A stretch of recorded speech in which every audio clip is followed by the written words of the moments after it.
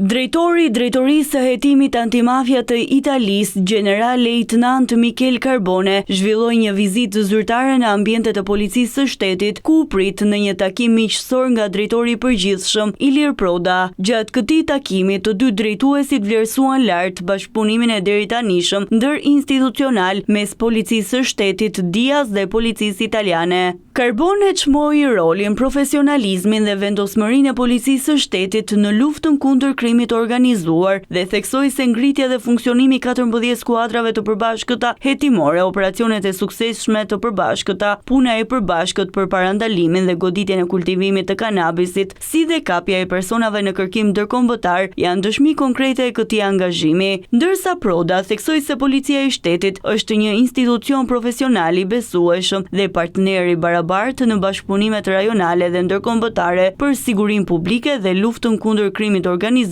me qëllim sundimin e ligjit. Të dy drejtuesit vlerësuan gjithashtu kontributin e zyrës së ekspertit të sigurisë pranë ambasadës italiane në Tiranë dhe zyrës së interforcës italiane në Shqipëri për rolin e tyre në koordinimin dhe nxitjen e bashkëpunimit mes departamentit të marrëdhënieve ndërkombëtare. Carbone dhe Proda u dakordsuan që ky bashkëpunim model duhet të thellohet dhe të zgjerohet më tej në të gjitha fushat me interes të përbashkët, kryesisht në shtimin e skuadrave të përbashkëta hetimore, duke e konsideruar një shembull të shkëlqyer për t'u ndjekur. Gjatë qëndrimit në Shqipëri, delegacioni italian shoqërohet nga drejtues dhe ekspert të zyrës së sigurisë pranë ambasadës italiane dhe të Guardia di Finanza, të akredituar në vendin tonë.